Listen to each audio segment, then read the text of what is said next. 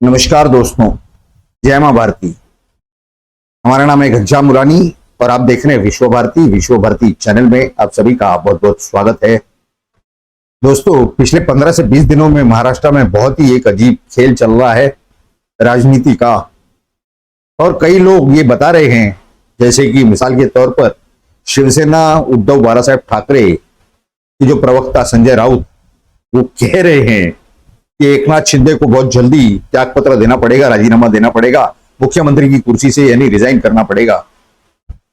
दूसरा तो आज ही यानी कुछ घंटे पहले की बात है, राष्ट्रवादी कांग्रेस पार्टी यानी नेशनलिस्ट कांग्रेस पार्टी के जो अध्यक्ष हैं शरद पवार जी, उनके भतीजे जो सर्वश्रेष्ठ नेता माने जाते हैं यानी 2 नंबर के लेवल पर पार्टी में, उनके ससुराल के शहर में मंदिरों के अंदर या एक आधे मंदिर में कोई बहुत ही बड़ा जल्लोष नहीं बल्कि शिवजी के अभिषेक का यानी शिवलिंग के अभिषेक का कार्यक्रम रखा गया था। और क्या वो प्रार्थना थी कि अजीत पवार जल्द से जल्द मुख्यमंत्री बन जाए महाराष्ट्र के। ये सारा वातावरण माहौल जो महाराष्ट्र में चल रहा है वो एक तरफ है, दूसरी तरफ कर्नाटक में चुनाव चल रहे हैं।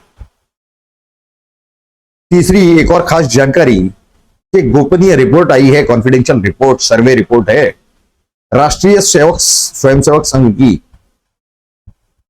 उसमें भारतीय जनता पार्टी के सर्वश्रेष्ठ नेता यानी राष्ट्रीय स्तर के उन्हें बहुत ही बड़ा झटका लगा है। उस झटके की और उस रिपोर्ट की पूरी जानकारी हमने अपने पिछले वीडियो में यानी विश्व भारती इसी चैनल के होम पेज पर आपको मिलेगा, वो वीडियो आप उसे देख सकते हैं कि किस तरह से भारतीय जनता पार्टी के सर्वश्रेष्ठ नेता काफी सारे टेंशन में हैं। खैर, वो एक अलग बात है। आने वाले समय में महाराष्ट्र में और केंद्रीय लोकसभा के चुनाव में भारतीय जनता पार्टी को क्या झटका लगने वाला है, उसी की पूरी टेंशन की बात है वो।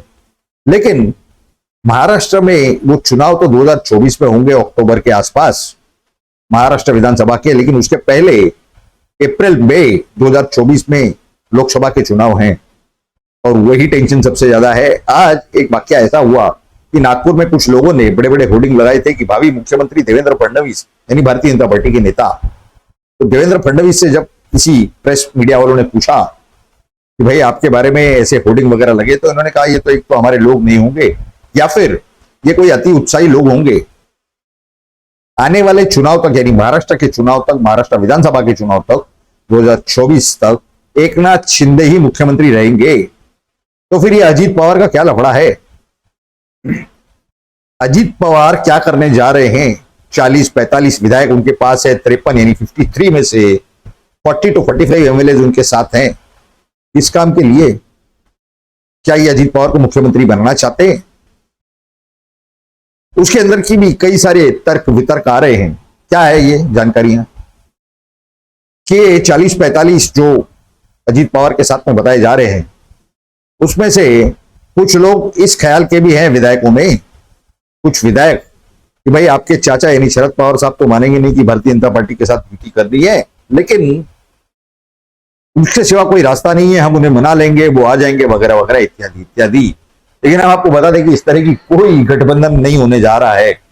यहां पर कहानी कुछ और चल रही, क्योंकि भारतीय जनता पार्टी की परिस्थिति कैसी है, हाथी चले बाजार कुत्ते भौंके हजार, ये एक कहावत हुई, ये तो पिक्चरों में भी आपने सुनी होगी। दूसरी एक दो बातें और है। भारतीय जनता पार्टी का सीधा सीधा कहना ही है, वो आती है जो कहता है हमसे जो टकराएगा वो चूर चूर हो जाएगा, मिट्टी में मिल जाएगा। और यही परिस्थिति है। यदि इस वजह से शरद पवार या अजीत पवार कॉम्प्रोमाइज कर रहे हैं भारतीय जनता पार्टी के साथ में, ऐसा कुछ नहीं है। 2019 से ये सारे गेम चल रहे हैं, खेल। 2019 में उद्धव ठाकरे जी ने भारतीय जनता पार्टी को और हिंदुत्व के एजेंडा को धोखा दिया, जनता को धोखा दिया। जिस चीज के लिए वोटिंग ली वो किया नहीं। कांग्रेस और राष्ट्रवादी कांग्रेस पार्टी नेशनलिस्ट कांग्रेस पार्टी के साथ जाकर के बैठे। उसके बाद में फिर उनके साथ गेम हो गया। उन्हीं के एकनाथ शिंदे उनके पार्टी का नाम और उनका जो चुनाव चिन्ह है पार्टी का, वो लेकर के वो मुख्यमंत्री बन गए और उन्होंने सरकार स्थापित कर दी भारतीय जनता पार्टी के साथ। भारतीय जनता पार्टी के देवेंद्र फडणवीस ये उप मुख्यमंत्री बने, यानी पूर्व मुख्यमंत्री अब उप मुख्यमंत्री बने पिछले साल 2022 में। अब तीसरा गेम क्या होने जा रहा है? क्योंकि भारतीय जनता पार्टी का गेम सीधा सीधा है, win win situation. Sanjay Raut जो उद्धव ठाकरे यानी शिवसेना उद्धव ठाकरे, उद्धव बाला साहेब ठाकरे गढ़ जिसे कहा जाता है, उसके जो प्रवक्ता है ये संजय राउत सांसद हैं सम्माननीय, ये क्या कह रहे थे?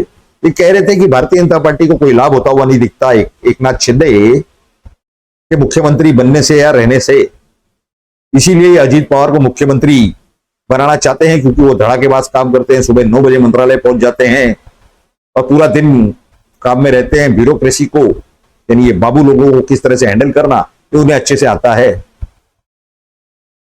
दूसरी ओर एकनाथ शिंदे जो प्रेजेंट चीफ मिनिस्टर है, मुख्यमंत्री हैं आज के महाराष्ट्र के, उन्होंने क्या कहा? उनका भी एक बयान आया था, कुछ गिने चुने अखबारों में यानी न्यूज़पेपर्स में छपा था। उन्होंने कहा कि अगर आप राष्ट्रवादी कांग्रेस पार्टी से अगर आप गठबंधन करने जा रहे हो, भारतीय जनता पार्टी को सीधा सीधा कहा, तो हम इस गठबंधन के बाहर चले जाएंगे। तो क्या ऐसे हालात में ये गठबंधन संभव है? लेकिन फिर भी ये जो मिस्ट्री है ये बनी हुई है। गेम प्लान क्या है? विन विन, हर तरफ से हमारी जीत हो, चित्त में जीता पट्टू हारा, इस तरह का सीधा सीधा गेम है। अजीत पवार जो 60 साल की उम्र या उससे ज्यादा उनकी हो चुकी है, शरद पवार जिनकी उम्र 82-83 सालों से ज्यादा है, ये कब तक पार्टी का ये करेंगे? उन्होंने पार्टी की राष्ट्रीय कार्यकारिणी पिछले साल बर्खास्त कर दी, जिस चीज को 6 से 8 महीने हो चुके हैं।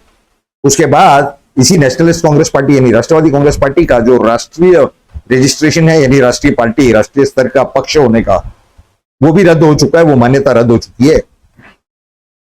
और ये 6 से 8 महीनों में उन्होंने क्या किया कि उनकी जो सुपुत्री है, उनकी सुकन्या जो आज सांसद भी हैं, सुप्रिया सुले जी, उन्हें पार्टी की कमान सौंपी जाए। लेकिन पार्टी के ये आंतरिक पॉलिटिक्स में ये संभव नहीं हो पाया, क्योंकि 53 यानी 53 में से 40 से 45 यानी 40 से 45 एमएलए यानी विधायक ये अजीत पवार के साथ बताए जा रहे हैं। कुछ इस राय के भी हैं कि भाई गठबंधन अगर भारतीय जनता पार्टी के साथ होता है, आपको मुख्यमंत्री बनाया जाता है, तो आपके चाचा को हम कन्विंस कर लेंगे, इसके सिवा कोई रास्ता नहीं। इस तरह की राजनीतियां चल रही हैं। लेकिन सुप्रीम कोर्ट से जो निर्णय आएगा उस पर यह सारा आधारित है, इस तरह से भी बताया जा रहा है। सुप्रीम कोर्ट से निर्णय क्या आने वाला है? पिछले 27 साल का हमारा जो अनुभव है कानून के क्षेत्र का, लोकल कोर्ट से लेकर सुप्रीम कोर्ट तक, राजनीति में और ब्यूरोक्रेसी में 95 से लेकर के आज तक, और राजनीति और सामाजिक क्षेत्र में 1980 से लेकर के आज तक, उसका क्या निचोड़ है? सीधा सीधा निचोड़ है, ये जो भारत का सम्माननीय सुप्रीम कोर्ट सर्वोच्च न्यायालय है, उनके जो चीफ जस्टिस डीवाई चंद्रचूड़ साहब बताए जा रहे हैं, उनका एक ट्वीट हमारे सामने आया था और ये भी हमारे कान पर बात आई थी कि इंडिया टुडे कॉन्क्लेव में उन्होंने कहा था कि we do not agree, we are not bound any, हम पर बंधन कारक नहीं है कि संविधान का जो ओरिजिनल इंटरप्रिटेशन है वो हम मान्य करें। लेकिन क्या आप अमेरिकन इंटरप्रिटेशन मान्य करोगे? आपकी जड़ें कहां है? भारत में है ना, तो समय कहां पर दे रहे हैं सेम सेक्स मैरिज की तरफ? नर्मदा कावेरी कर्नाटक बॉर्डर, ये सब बड़े बड़े इश्यूज मसले पड़े हैं।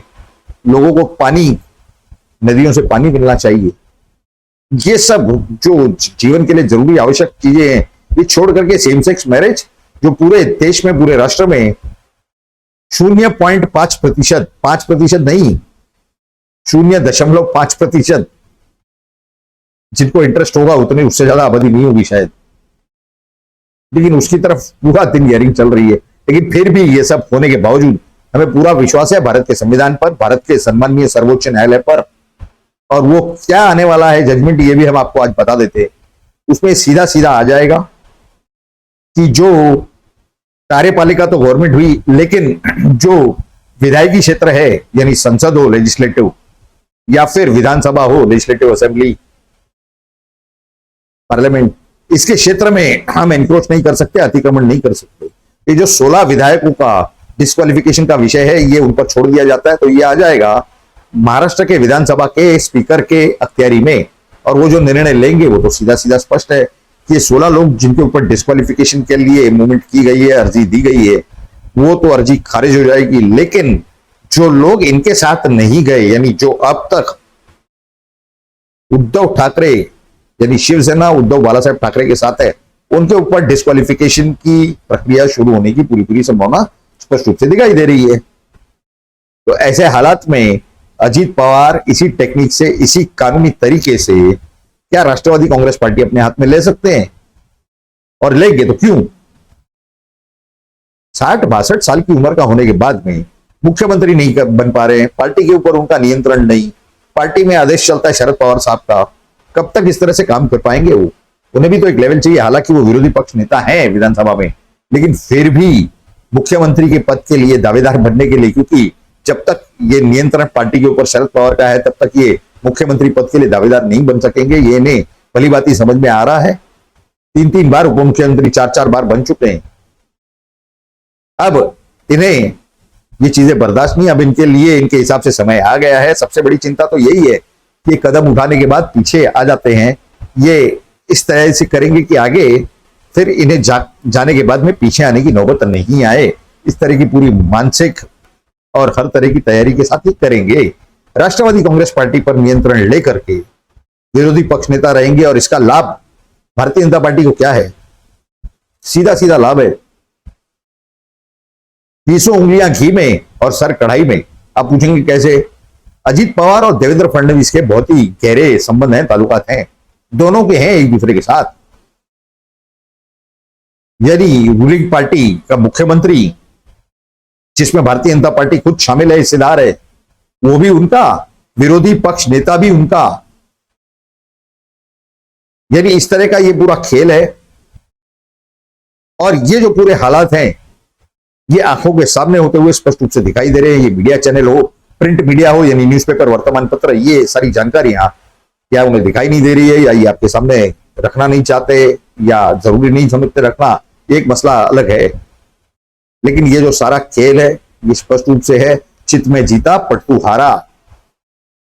यानी हर हालत में ऑपोजिशन में भारतीय जनता पार्टी, रूलिंग में भारतीय जनता पार्टी, और दोनों के बीच में भी भारतीय जनता पार्टी। इस तरह का ये पूरा गेम प्लान स्पष्ट रूप से दिखाई दे रहा है, जिसका नतीजा ये कांग्रेस हो, शिवसेना उद्धव बाला साहेब ठाकरे हो, या ये बाकी जो अपक्ष यानी इंडिपेंडेंट विधायक हो या इंडिपेंडेंट पार्टीज हो, इन्हें आने वाले समय में बहुत महंगा और भारी पड़ने की पूरी पूरी संभावनाएं स्पष्ट रूप से दिखाई दे रही है। ऐसी संभावनाएं नकारी भी नहीं जा सकती आज के हालातों को देखकर, आज की तारीख में।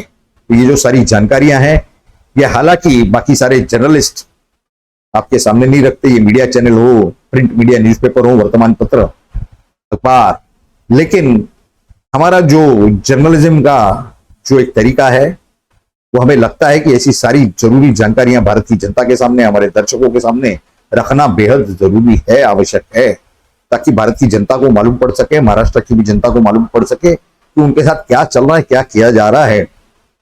ये जो राजनीतिक कार्यकर्ता हैं, जो एलिस इन वंडरलैंड, यानी वो कहाँ है, क्या कर रहे हैं, आगे क्या होने जा रहा है, जिन्हें कुछ पता नहीं होता, अपनी ही दुनिया में रहते हैं, ये सारी जानकारियां ये सभी तक पहुंचना बेहद जरूरी है। तो ये सारी जानकारियां आपको कैसी लगी, आपकी राय ये आप तो जरूर नीचे कमेंट बॉक्स में लिख करके हमें बताएं। साथ ही साथ अगर आपको ये जानकारियां अच्छी लगी हो तो इस वीडियो को लाइक करें और ज्यादा से ज्यादा शेयर करें। साथ ही साथ ये आप ही का विश्ववर्ती चैनल है, इसे अगर आपने अब तक सब्सक्राइब नहीं किया तो सब्सक्राइब करें, और सब्सक्राइब बटन के बाजू में जो बेल आइकन का नोटिफिकेशन दिया हो उस पर क्लिक करके सभी नोटिफिकेशंस को ऑन कर दे, ताकि हमारे हर वीडियो की नोटिफिकेशन यानी जानकारी आपको सबसे पहले प्राप्त हो सके और आप सबसे पहले वो वीडियो देख करके सही सही जानकारियां प्राप्त कर सके। आप सभी लोगों ने इस वीडियो को पूरा अंत तक देखा, इसके लिए आप सभी का बहुत बहुत धन्यवाद। जय मां भारती।